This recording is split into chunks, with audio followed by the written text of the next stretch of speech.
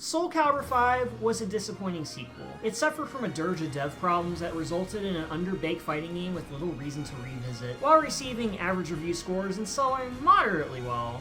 None of that compared to the earlier entries in terms of numbers, and Soul Calibur fell to the wayside in favor of Street Fighter and Dead or Alive. Project Soul then tried their hand at a free-to-play fighter with Soul Calibur Lost Swords in 2014, but it was a commercial failure that damaged the brand even more than 5 did.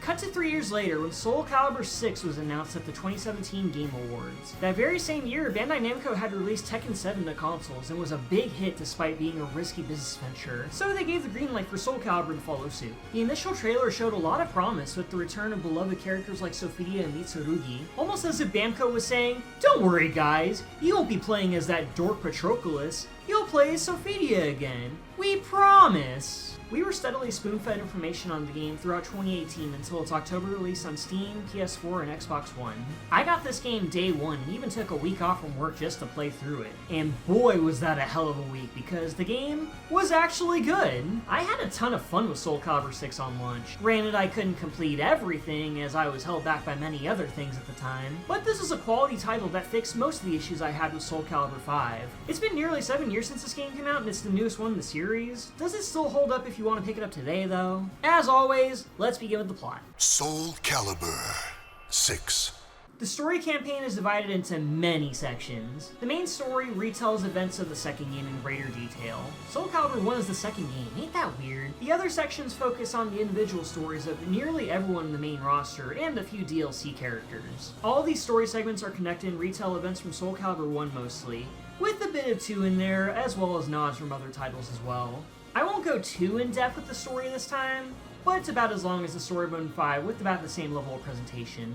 As you'd expect, the main story focuses on how Siegfried claimed the cursed sword Soul Edge and inadvertently caused a calamity that infects people with bloodlust and malice. It follows the journey of Keelik, a monk with Survivor's Guild after a massacre involving the Evil Seed. He vows to destroy the cursed sword and balance the darkness within him. He teams up with Xianghua and Maxi, and they defeat Nightmare and his cronies, supposedly ending Soul Edge's reign of terror with the spirit sword Soul Calibur. And that's pretty much the main story scenario in a nutshell. Much like 5's story, the presentation is very minimalist, using still images and voiceover in place of 90% of the cutscenes. But the difference between this and 5 is the story and characters are actually decent. Keelik is a much more relatable protagonist than Paddywagon was. He's constantly burdened by the weight of his sins and often finds himself doubting if he's capable of doing what's right.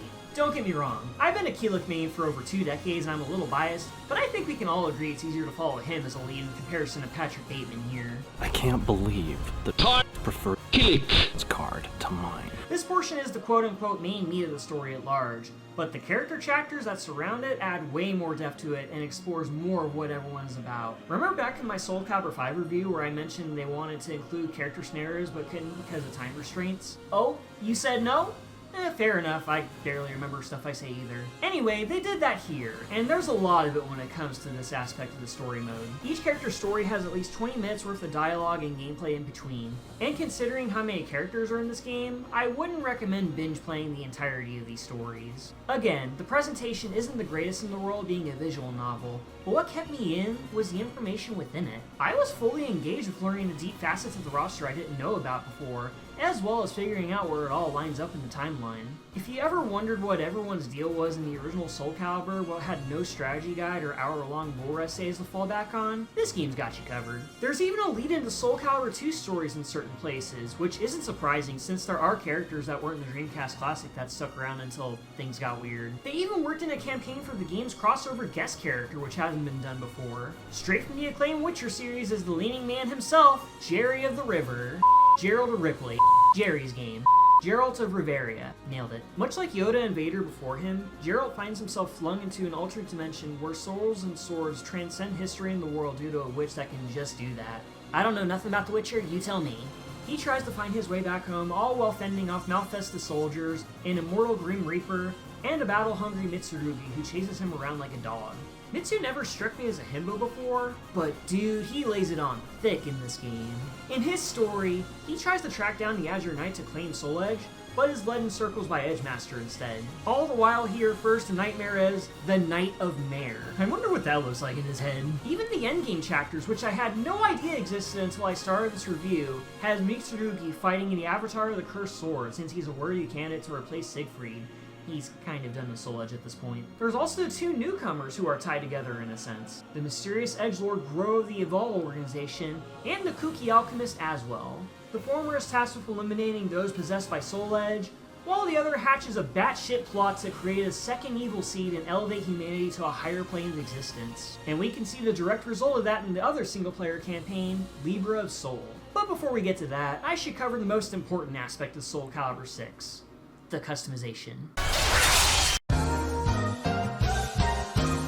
I spent a lot of time making my custom characters for Libra of Soul, and I spent much more time in the actual customization mode. It works like it did in 4 and 5, but with a much wider selection of equipable items, stickers, scars, and other options to make the base roster or your created characters more individualistic. You can also share your custom fit online for others to witness, and even download others as well. God, these are so cursed. Back in 2018, I saw a bunch of crazy custom characters from browsing in-game as well as on YouTube and Twitter. You will never find a more wretched hive of scum and villainy.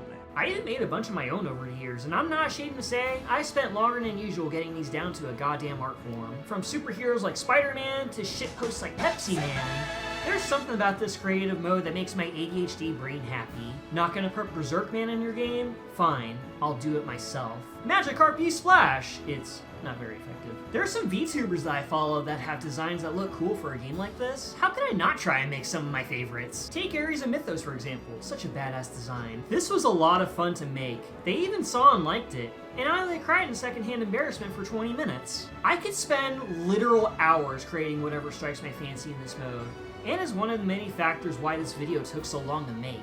As much as I enjoy the base roster as they are, sometimes it's better to play their styles in a skin that makes it feel more personal, you know? Speaking of playing the game, I haven't actually talked about that yet, have I? Soul Calibur 6 plays similarly to the entries before with a bunch of tweaks and changes. For one, the guard impact command is back after its automation in 5, but it's much more unsafe to spam this time. Whiffing impacts lowers your guard gauge, which can leave you wide open if you're not careful.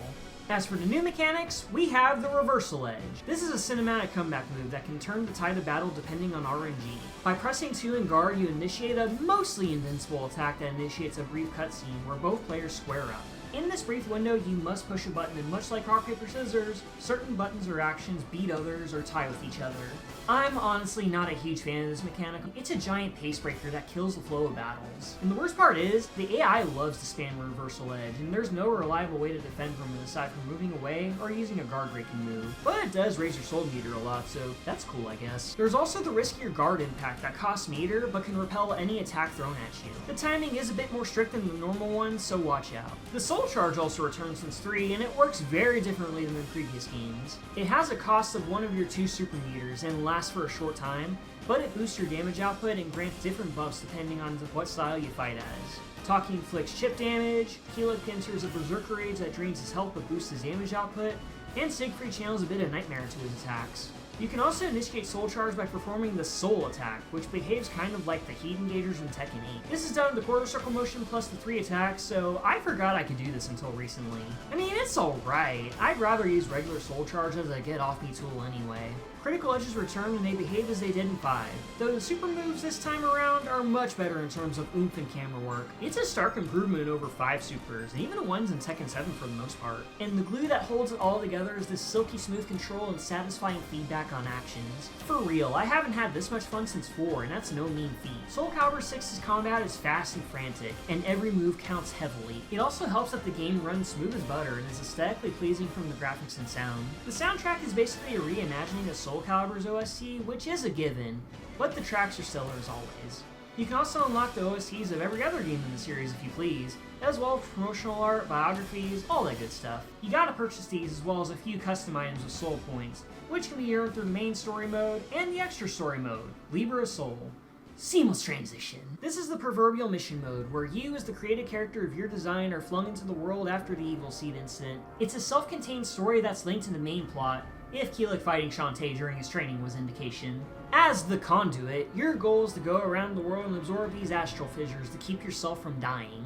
Early on, Zoslomel gives you the lowdown of how everything works, as well as this kitchen scale to show how good or evil you are. I bet he used this to find rare Pokemon cards and pawn it off on me to cover his tracks. As you go through the game, sometimes you're given dialogue options and they can tip the scales of your soul that determines how the story ends. The campaign has you travel this world map littered with main missions, side quests, as well as towns and shops to buy food or weapons from. Much like the single player modes in Soul Blade and Soul Calibur 2, you have access to different weapons with different stats and effects. However, in this game, weapons as well as your character have a set amount of damage you can deal or take, and it all hinges on your player level. Think of this as an experience gain system in an RPG where winning battles lets you gain experience and potentially level up. You can also earn gold to buy stuff or even weapons, food, or rare items used for crafting when you unlock that feature. When you unlock a new weapon, sometimes you can't equip it right away. You have to have a level that equals or exceeds the baseline that weapon demands, basically a means of not cheesing the game too early. Also, power creep is a very real thing in this mode, meaning you absolutely cannot stick with one incredibly weak weapon the whole way through. Sorry to tell you this, Timmy, but this tube sword just isn't working anymore. The newer weapons may clash with whatever aesthetic you're rocking, but the higher numbers and better stats effects are worth it in my opinion. Around Chapter 3, you have access to a blacksmith that can add new effects or even power up weapons you picked up in exchange for gold or random materials you collect in battles, specifically from certain side quests. There's also a food system where you can buy or earn certain items that grant temporary buffs before a match begins, but the effects they give are based on RNG. I hardly use them aside from the more challenging battles just to give myself a better edge. Some of the main missions can be tough if that's all you're doing, which is why the map is filled to bursts with side missions that help while grinding. Most of these missions are off the beaten path, and you'll need to pay a horse and buggy to take you to them, though sometimes you'll be jumped by a random encounter like it's Final Fantasy or something. You cannot skip these encounters, so you gotta fight whoever gets in your way during almost every expedition, which can be annoying how frequent they are. Oh, come on, I was almost there. I should talk about what happens if you lose battles here. If you happen to lose a main or side quest, you can just retry it from the top, no biggie. But if you lose during an expedition, you don't get a second chance. You get kicked out of the expedition and some of your gold is deducted for the trip anyway. It's a steep penalty if you squandered all your gold, but if you're a Soul Calibur god like myself, you should be swimming in enough gold for it not to matter. You can even recruit defeated random enemies as allies to assist you in battles, or you can even pay gold to shop for either created characters or an NPC you befriended in side missions. They are computer controlled and usually get bodied super quickly, but they're pretty good as meat shields for long expeditions, as you don't recover health until you reach your destination. Every mission usually has a weird stipulation to it, so being prepared for whatever situation is required to get far in this mode. Some of the gimmicks aren't too bad, like the ones where specific types of attacks do better damage or whatever, but the most obnoxious and surprisingly frequent one is the slippery movement gimmick. Not only are you and the opponent zipping across the stage making attacks harder to land, but it's a lot easier to fall off the stage and lose immediately. You could stick your pinky toe near the edge and still die. That's how dangerous this is. The presentation in Libra's Soul is actually lesser than it is in the regular story mode. There's no voiceover, just stacked portraits with bland walls of text. Clearly one of these modes have more money thrown to it than the other.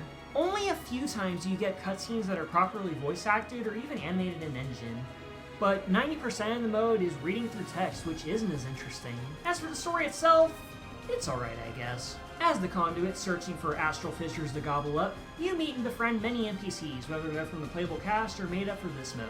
You can help folks with bandit problems, obtaining specific items, or indulging them in sparring matches. But the main story has you team up with Grow and Evolve organizations to defeat the Mad Wizard Aswell from starting another evil seed. Oh, sorry, Ultimate Seed. And it all ends with a special boss version of Aswell who honestly isn't too hard considering how much I leveled up from side quests. And depending on your allegiance in the end, you finish him off with either Soul Calibur or Soul Edge. There is a post-game with the toughest enemies yet, and you can tackle this if you want, but I think I covered just about everything so far. Libra's Soul is an interesting mission mode. It expands the idea of the one from Soul Calibur 2 with the addition of custom characters, and feels like an RPG adventure with fighting game controls. While the story and presentation aren't the greatest, I still enjoyed playing this from start to finish. Probably more than I can say for most people who play 6, as their main concern is the online, which we should talk about. Oh, nobody's playing ranked. Well, don't I look like an asshole? I admittedly never played the online for this game when it was new, but from my understanding, it's not great. Delay-based netcode and a sea of fighters embracing rollback netcode makes this a no-go from the get-go. I was actually looking forward to actually talking about this, but apparently nobody wants to play. That is, unless you're Sakura Miko and you make content out of playing community matches. I know I talked about VTubers earlier, but these streams are just pure comedy gold. I wish I was half as creative as the people who show up with their wacky-ass character creations just to make the streamer laugh. It really goes to show that even if a game is virtually dead, people who genuinely care for it will breathe new life into it. Especially if you're an anime girl who's goofier than the Goof Troop. Thank you, Mikochi, for keeping this game relevant. Soul Calibur 6. What? Soul Calibur 6 is one of the most fun fighting games you can get your hands on for modern and semi-modern tech. Great control, lots of story content, loads of customization variation. This is one of the better games in the series in my opinion. It was a huge step up from the disaster of 5 and Lost Swords, and was even given a couple years of expanded support. Aside from the lack of support on the online front, Soul Calibur 6 did receive 2 seasons of DLC, adding 8 new characters, some new stages, and a bunch of extra costume parts for customization. Season 1 brings back Tira, Amy, and Cassandra, and also adds another guest character. Hailing from Nier Automata is 2B, the lovely cybernetic protagonist with a butt that won't quit. I never played any of the Nier games, but it is cool they got big enough to be featured as guest character status. Season 2 also has Haomaru from Samurai Showdown barging in the fray, and this is one I'm somewhat familiar with. I remember seeing Sanshou 2 in arcades all the time as a kid, and Hao was someone I saw play frequently. Having this SNK classic face off against Mitsurugi without having to resort to character creation is a dream come true. We also see the return of Hilda, Setsuka, and Huang, the last one sporting a sick new Bloodborne outfit. But sadly, the Huang update would be the last Bandai Namco or Project Soul would give this game, and that was nearly 5 years ago. Despite the better reviews and sales of Soul Calibur 5, it wasn't enough to save the brand. 5 and Lost Swords damaged the series pretty badly, and other games like Dragon Ball FighterZ and Super Smash Bros. Ultimate garnered more attention to general audiences. The sad truth of it is, Soul Calibur is a series of fighters that rarely changes much in between entries. And these games live and die by new mechanics and online functionality. Nowadays, Bandai Namco is far more interested in their anime fighters, as well as Tekken, though that last one is debatable with the backlash from Season 2. And those usually raise the bar in every instance. Will we ever see a Soul Calibur 7? Probably not. Should it still have some sort of legacy, though? Absolutely. Soul Calibur had some of the highest rating fighting games of all time, and Namco would be remiss to ignore its legacy. Sure, some of these games are stinkers, but the good far outweighs the bad if my experience is anything to go by. At the very least, these games deserve a re-release on modern hardware. Hell, I'll take a Soul Calibur guest character in Tekken or whatever. I'm usually wrong on these calls, so I don't expect much. Transcending history and the world, a tale of souls and swords eternally retold. Oh, well never mind then. You shall be judged in hell.